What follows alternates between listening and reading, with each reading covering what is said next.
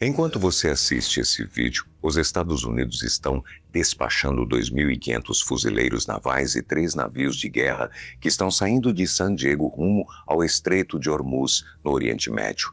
Isso aconteceu em 20 de março. Além de Hormuz, há outros estreitos marítimos que também podem parar o mundo se fecharem. E hoje nós vamos te contar tudo. Dá um trabalhão criar essas animações para explicar o mundo para ti. Então, se você gosta de geografia feita por gente de verdade, ajude a nossa equipe a bater os 10 milhões de inscritos. Se inscreve aí, vai.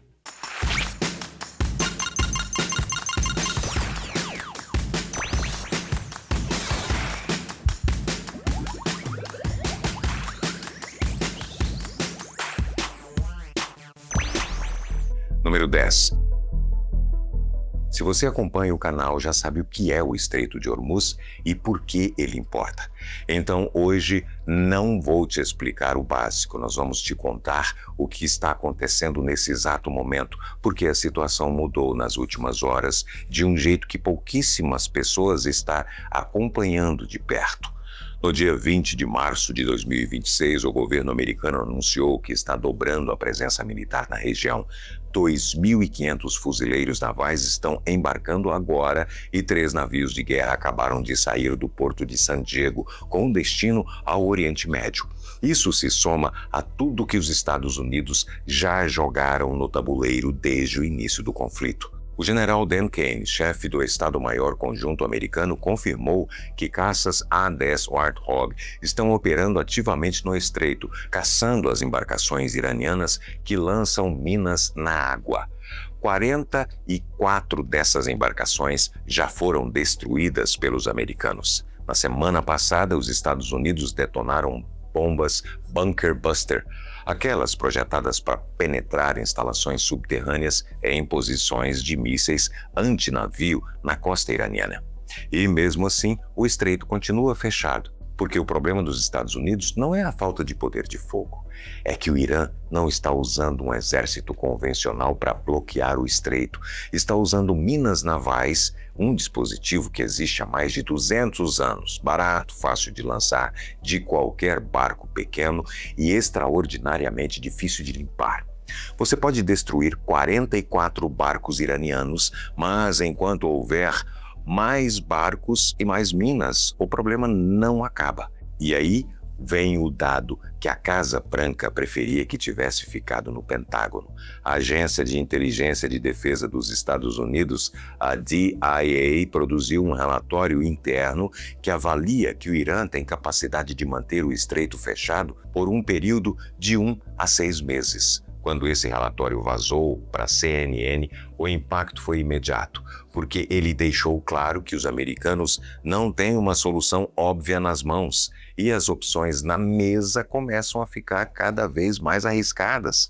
A mais extrema delas, que a imprensa americana está discutindo abertamente, é a ocupação da ilha Karg. Karg é uma ilha iraniana que fica a menos de 25 quilômetros da costa e ela processa 90% de tudo que o Irã exporta em petróleo. A lógica americana seria simples. Se o Irã bloqueia o estreito e estrangula o mundo, os Estados Unidos tomam a ilha e estrangulam a principal fonte de renda do regime. Um oficial próximo à Casa Branca já disse publicamente que, se Trump decidir tomar Karg, vai acontecer. Os ataques aéreos americanos contra alvos militares na ilha já começaram e foram descritos pelo governo como um aviso, mas também como preparação para uma operação maior, caso seja necessário. Do lado iraniano, a disposição para negociar é basicamente zero. Segundo a Bloomberg, autoridades iranianas se recusam a sentar na mesa enquanto os bombardeios continuam. O ministro do Exterior, Abbas Araghchi, resumiu a posição do país numa frase: o estreito está aberto, mas fechado para os inimigos. Na prática, isso significa que China, Índia e Paquistão concedem passagem mediante aprovação prévia da Guarda Revolucionária. Navios ocidentais e ligados a Israel estão efetivamente bloqueados. Trump tentou montar uma coalizão internacional para dividir o peso da operação, No dia 19 de março, 7 aliados, Reino Unido, Alemanha, França, Itália, Canadá, Japão e mais alguns, assinaram uma declaração conjunta dizendo que apoiam uma ação para reabrir o estreito. Só que declaração política não escolta petroleiro. Nenhum desses países se comprometeu a mandar um único navio. França, Alemanha, Itália e Japão já tinham dito antes que não enviariam forças militares enquanto o conflito estivesse ativo, e nenhum mudou de posição depois de assinar o documento. Trump foi à imprensa atacar os aliados e chegou a sugerir que quem não ajudasse poderia comprometer o futuro da OTAN, o que diz bastante sobre o nível de isolamento americano nessa operação. O impacto econômico já está acontecendo. O barril de petróleo Brent, que estava na faixa de $70 antes do conflito, passou dos 100 em março e chegou a $126 no pico, em alta de mais de 40% em menos de um mês. Especialistas estão descrevendo o bloqueio de Hormuz como a maior interrupção no fornecimento de energia desde a crise do petróleo nos anos 70. E mesmo assim, o Brasil, que não exporta petróleo por ali, sente o efeito, porque é uma commodity global e porque o Brasil é o maior importador de fertilizantes do mundo, com boa parte dessa cadeia dependendo de rotas que passam pela região.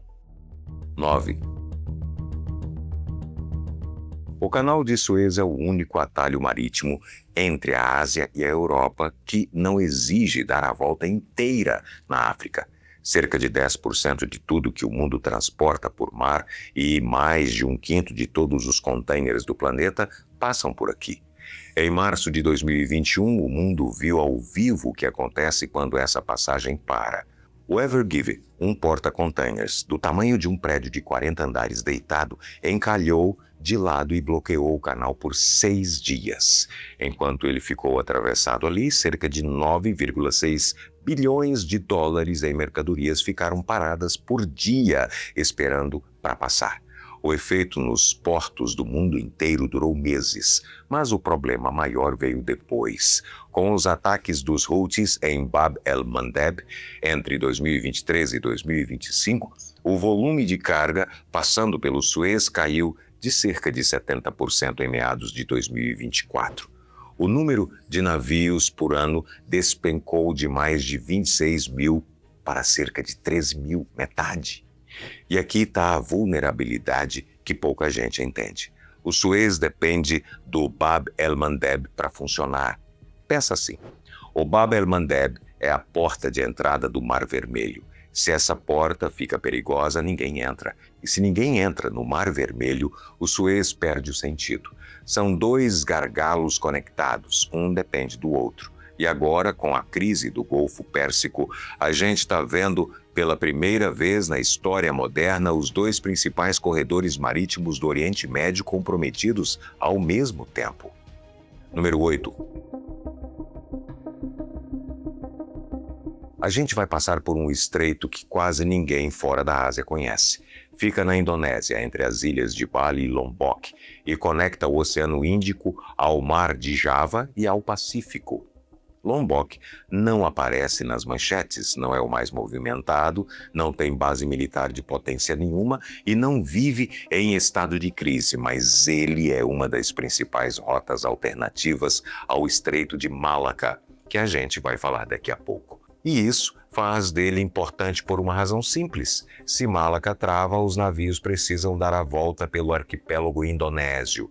E Lombok é uma das poucas opções viáveis, especialmente para navios gigantes, tipo petroleiros e graneleiros, que são fundos demais para passar pelos canais mais rasos da região. Navios que levam petróleo do Golfo Pérsico para o Japão e para a China, por exemplo, já preferem Lombok justamente por causa da profundidade. A Agência de Energia dos Estados Unidos destaca Lombok como uma das principais alternativas para quem precisa desviar de Malaca. O caminho é mais longo, mais caro e menos eficiente, mas quando a outra opção é simplesmente não passar, o Lombok vira peça essencial. E num mundo onde estreitos fecham cada vez mais rápido, ter uma rota de escape viável é questão de sobrevivência.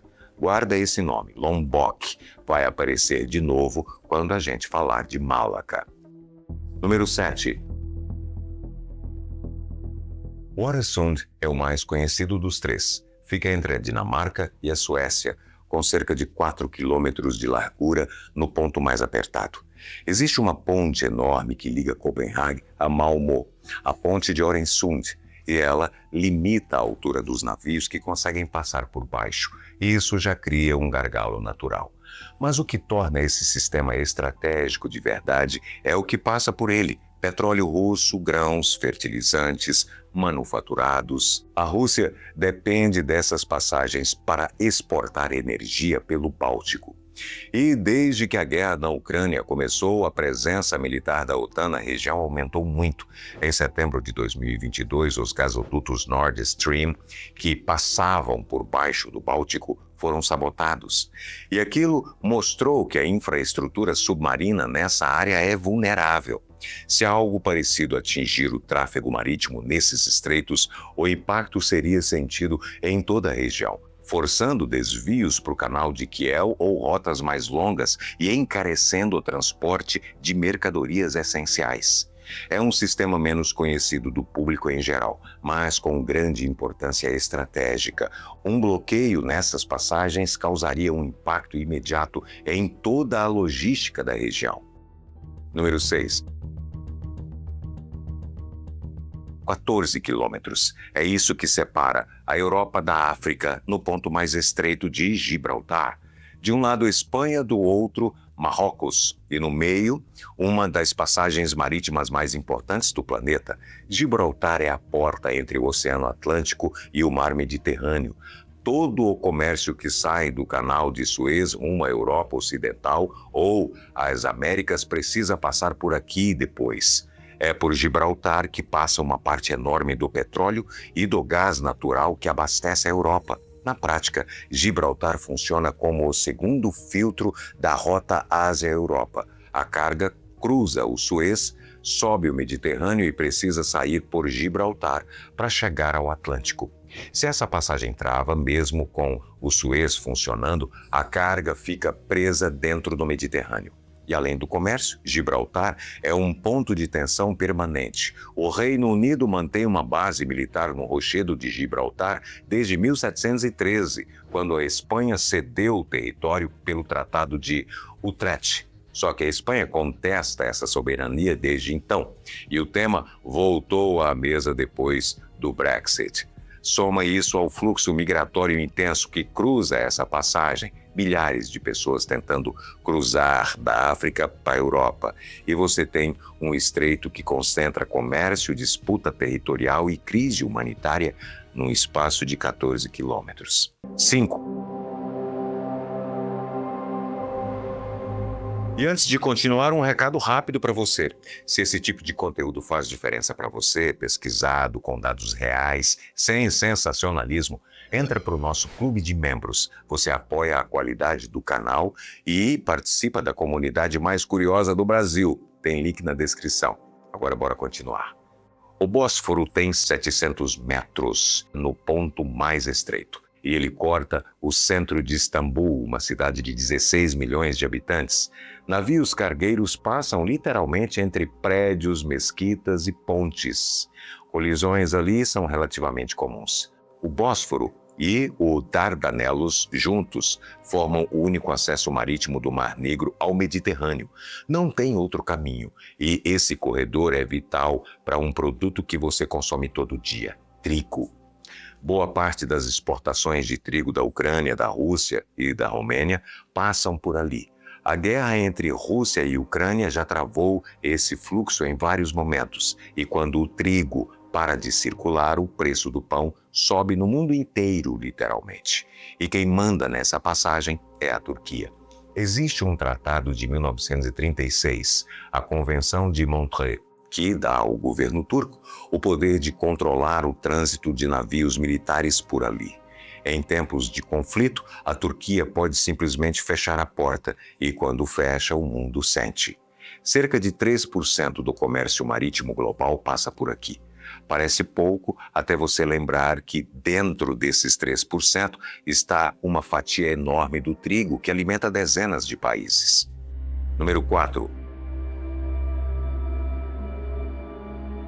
29 quilômetros separando o Iêmen de um lado e Djibouti e Eritreia do outro. É o Bab el-Mandeb, a porta de entrada por o Mar Vermelho e, por consequência, por o Canal de Suez. Quase 9% de todo o comércio marítimo do mundo passa por essa faixa estreita de água, incluindo uma fatia importante do petróleo e do gás que abastece a Europa e a Ásia. E esse estreito já causou uma das maiores disrupções no comércio marítimo dos últimos anos. Em 2023 e 2025, os Houthis, um grupo armado do Iêmen apoiado pelo Irã, começaram a atacar navios comerciais em retaliação à guerra de Israel em Gaza. Dezenas de embarcações foram atingidas com mísseis e drones. O resultado? As empresas de navegação deixaram de passar por ali e desviaram seus navios pelo Cabo da Boa Esperança, na ponta sul da África. Isso adicionou de 10 a 14 dias de viagem e cerca de $1 milhão por navio em custos extras. O tráfego que subia para o Canal de Suez despencou.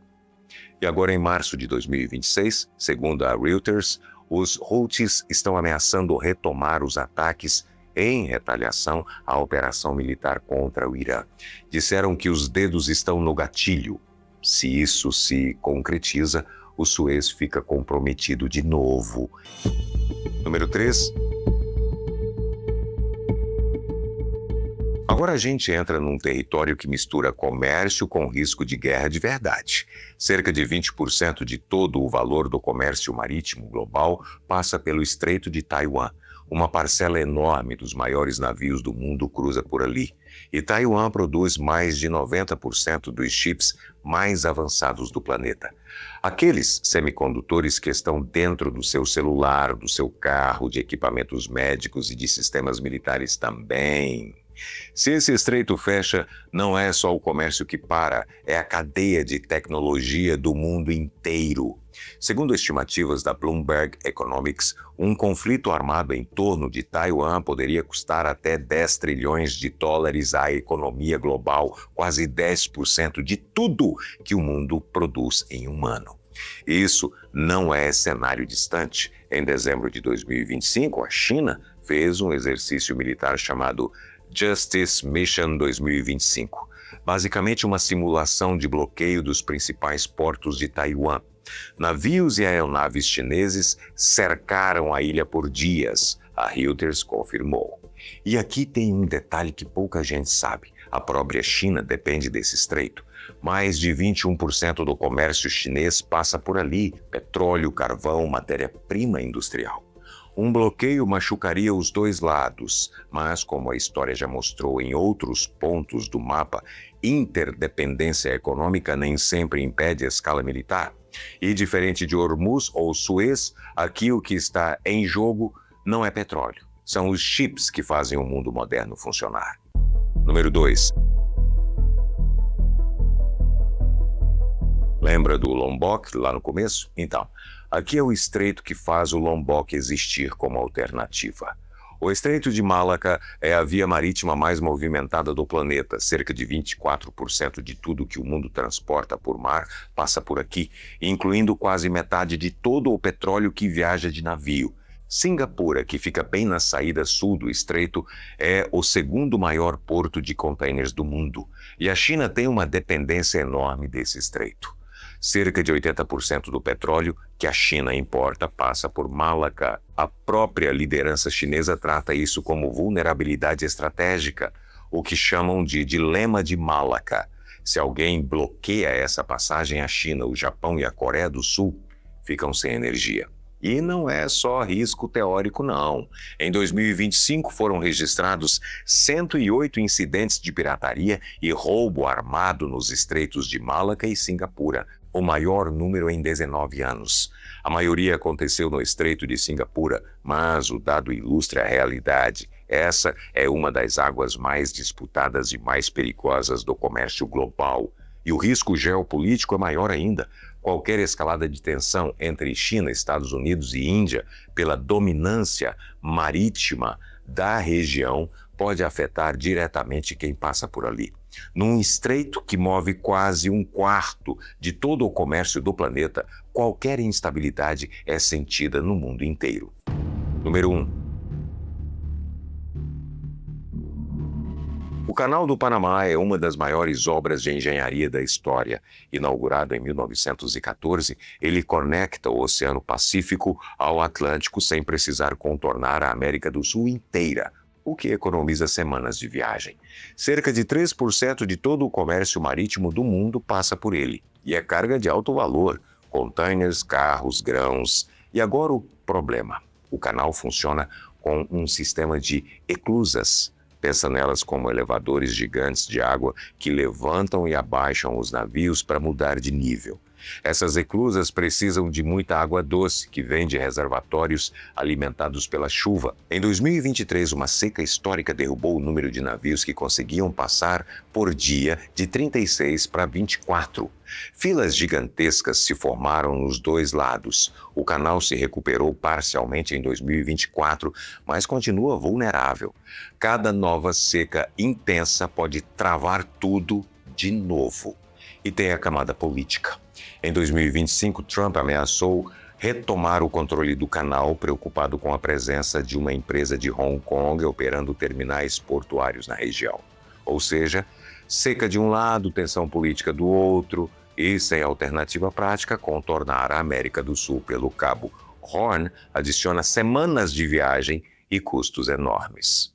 Se esse vídeo te ajudou a entender como o mundo depende de pontos que quase ninguém vê no mapa, deixa o like e se inscreve no canal. E me conta aqui nos comentários qual desses estreitos mais te surpreendeu. Se você quiser apoiar o nosso trabalho, também pode entrar no clube de membros. Isso ajuda muito a gente a continuar trazendo vídeos como esse, com pesquisa séria e sem sensacionalismo.